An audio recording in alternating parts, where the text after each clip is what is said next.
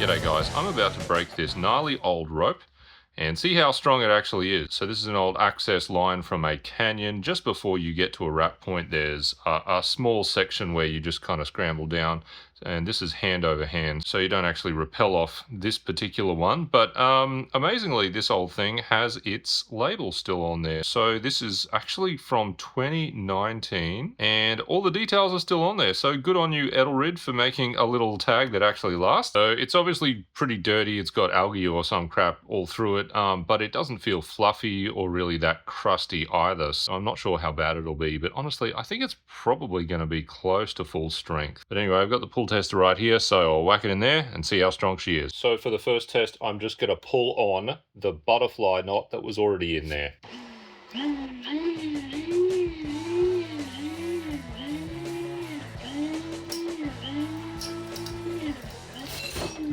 Alrighty, finally. 15 kilonewtons. There we go. Finally locked it up enough to break it, and she broke at 15 kilonewtons, 14.98.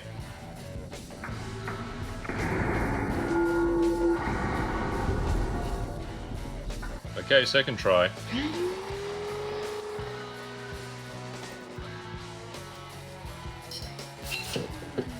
Nice. Okay, 14.53, about the same as the last time.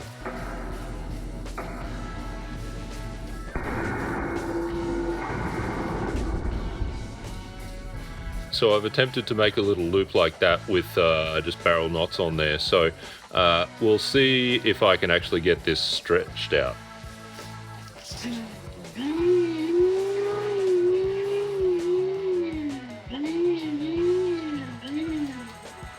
Stretching a lot. It is a dynamic rope after all.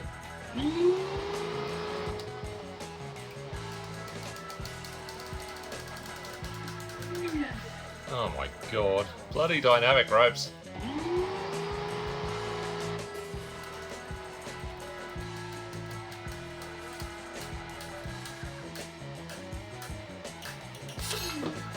Oh, 16 and a half.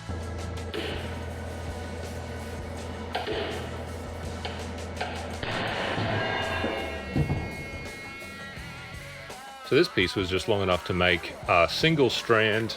So we've got a single strand and a figure eight and an overhand. So we're just long enough to try this test.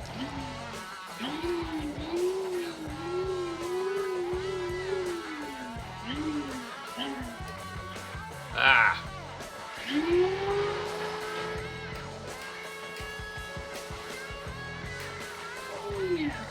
Damn it. Bloody dynamic ropes. So I've set the rig to a longer position. Hopefully that'll do the job.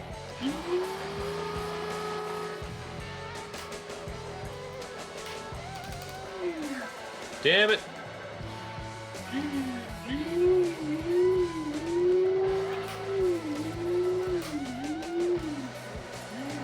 God damn it.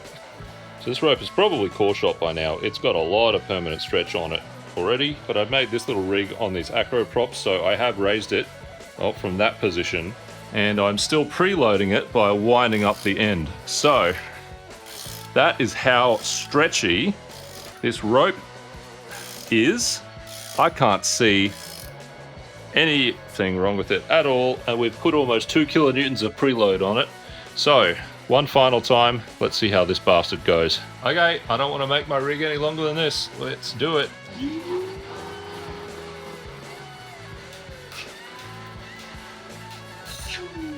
Bloody finally.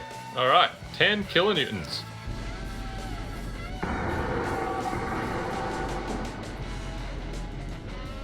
Okay, so that is the last sample. That is the little loop. That's one of the butterflies. That's the other butterfly. All pretty typical. All broke at the knot. Oh, actually, no, the loop broke, I guess, where it was on the carabiner. But still, nothing really concerning in there at all. The double strand tests were all between 14 and 16 kilonewtons, so it seems totally fine, and the single strand test was 10. So aside from all the algae, this thing was sort of in a wet waterfall area for about 5 years. Nothing really concerning there at all. Good on the guys for replacing this when they did. Despite appearances, this rope seemed you know, more or less fine. But that is actually the best time to replace something, because you don't want to replace it when it is actually degraded so much that it's at risk of, you know, failing. So good on the guys for doing that when they did and being diligent. And, you know, it's only 5 meters of rope or whatever.